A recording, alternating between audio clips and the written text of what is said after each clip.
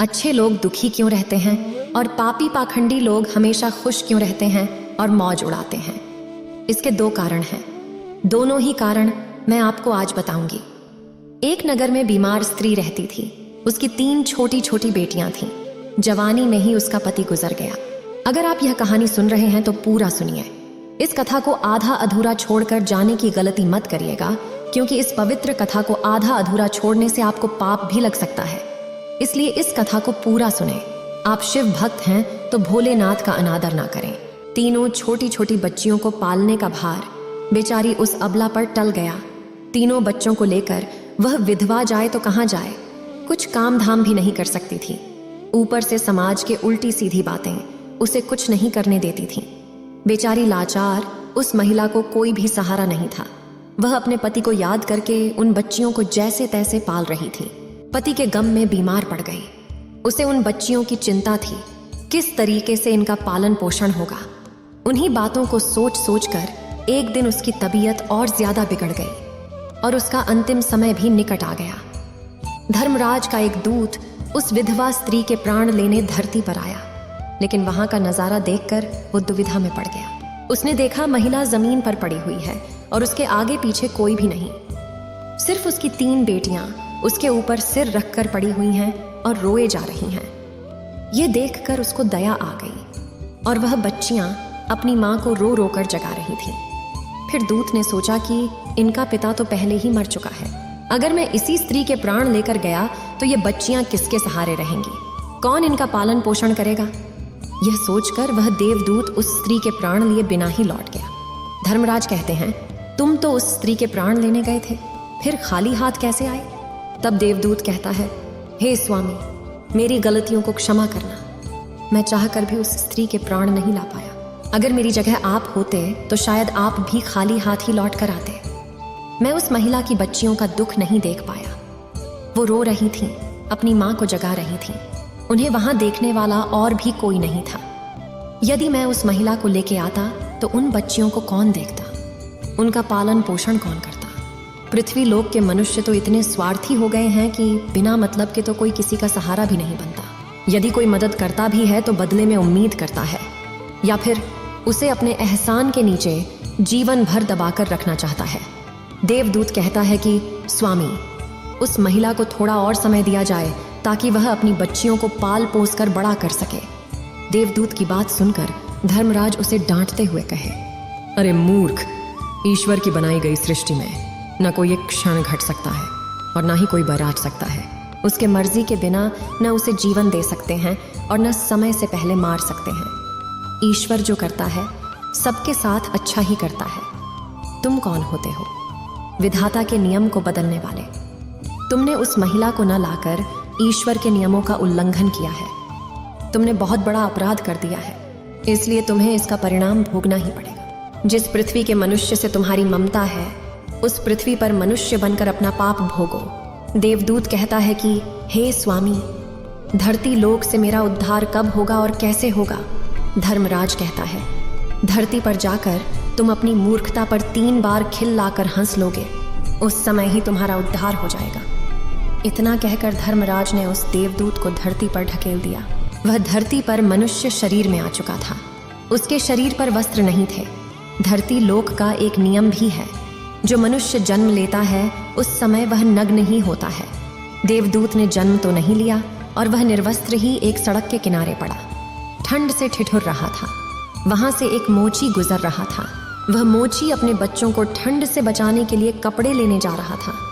रास्ते में ठंड से ठिठुरते एक नग्न व्यक्ति को देखकर उस मोची को दया आ गई। उसने अपने बच्चों को तो कपड़े नहीं लिए, लेकिन इस देवदूत को कपड़े और कंबल जरूर खरीद दिए और कपड़े लाकर उस देवदूत को दे दिए। देवदूत कहने लगा, भाई, आपने मुझे कपड़े देकर मुझ पर बहुत बड़ा उपकार किया है, लेकिन कपड़े देकर आपने मुझे ठंड से तो बचा लिया, लेकिन मेरे पास ना कोई घर है और ना कोई परिवार है और ना ही कोई भोजन का साधन है।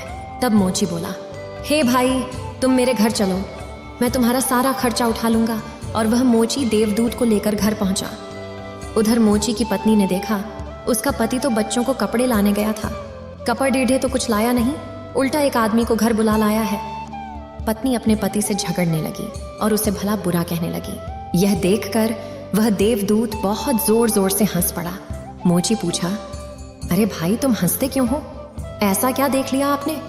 तब देवदूत ने कहा, भाई मेरी हंसी का रहस्य मैं आपको नहीं बता सकता, समय आने पर मैं तुम्हें स्वयं ही बता दूंगा। देवदूत मोची के घर में रहने लगा और कुछ ही दिनों में उसने मोची का सारा काम सीख लिया। देवदूत के द्वारा बनाए गए जूते और चप्पल खूब बिक रहे थे। कुछ ही दिनों में मोची धनवान बन गया।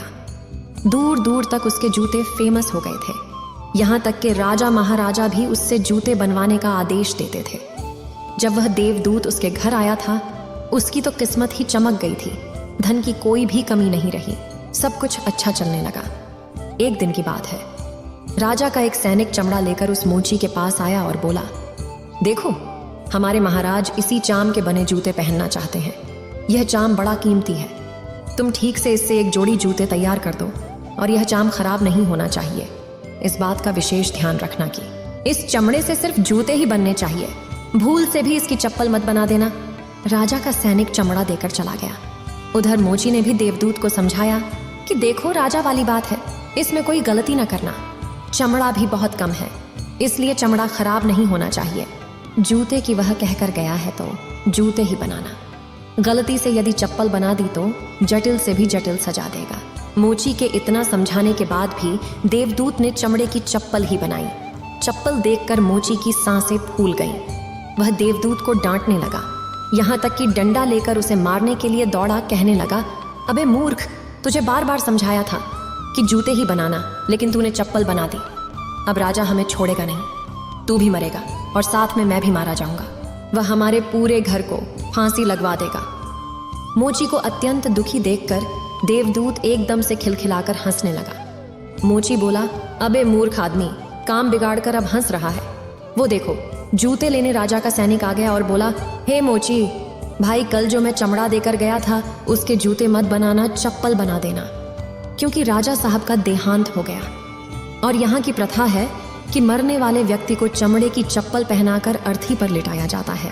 दूसरे दिन एक बुढ़िया के साथ 3 लड़कियां मोची की दुकान पर आई थीं। उनकी शादी होने वाली थी और वे तीनों अपने लिए जूतों की नाप देने आई थीं। देवदूत ने तीनों लड़कियों को पहचान लिया कि ये 3 वही लड़कियां हैं, वही जिनकी माँ को न ले जाने के कारण आज मैं अपने किए की सजा भोग रहा हूँ। और ये लड़कियां काफी बड़ी हो गई हैं, लगता है अच्छे घर में पली बढ़ी मालूम पड़ रही है। बुढ़िया कहती है, हाँ बेटा, बचपन में इनकी माँ चल बसी, इसलिए इनको मैंने मेरे पास रख लिया। मेरे पास करोड़ों की दौलत है और दुर्भाग्य से मेरा कोई नहीं है, तो इनको मैंने अपने पास ही रख लिया। मैंने इनको पढ़ाया लिखाया और अब इनकी बहुत अच्छे खानदान में इनका विवाह करने जा रही हूँ। लड़कियों का भाग्य देखकर देवदूत सोचता है, परमात्मा जो करता है अच्छा ही करता है। अगर इस समय इनकी माँ नहीं मरती तो आज ये भुखमरी और दरिद्रता में ही पड़ी रहती। इनकी माँ के मरने के बाद आज तीनों लड़कियां बहुत बड़े घराने की बहू बनने जा रही हैं और इस बुढ़िया की करोड़ों की संपत्ति की मालकिन भी बन चुकी है। ये सब देखकर देवदूत अपनी पहले की मूर्खता को सोच सोच कर जोर जोर से हंसने लगा। मोची ने पूछा, आप क्यों हंस रहे हो? अपनी हंसी का कारण बताओ। देवदूत मोची से कहता है, मैं एक देवदूत हूँ और अभी जो ये तीनों लड़कियां जूते की नाप देकर गई हैं, इनकी माता को मैं लेने आया था, लेकिन उस समय ये तीनों छोटी छोटी थीं और इन पर तरस खाकर मैं इनकी माँ को नहीं ले गया और इनके पिता का पहले ही निधन हो चुका था। इस कारण मुझे धर्मराज ने श्राप देकर धरती पर भेज दिया। मैं बिना कपड़े के एक सड़क के किनारे पड़ा था, तब तुम मुझे अपने घर ले आए। उस समय तुम्हारी पत्नी तुमसे खूब लड़ी थी, क्योंकि तुमने अपने बच्चों के कपड़ों के पैसे से मेरे लिए कंबल और कपड़े खरीद लिए थे। तब मैं पहली बार तुम्हारी पत्नी की मूर्खता को देखकर खूब हंसा था, क्योंकि तुम्हारी पत्नी उस लाभ को नहीं देख पा रही थी जो मेरे आने से तुम्हारे घर में होने वाला था। और दूसरी बार हंसी मुझे जब आई, जब तुम राजा के जूते नहीं बना सके और तुम डंडा लेकर मेरे पीछे भागे। 3, उस समय तुम राजा के बारे में सोच रहे थे, लेकिन तुमको यह नहीं मालूम था कि राजा के साथ क्या घटना घटने वाली है।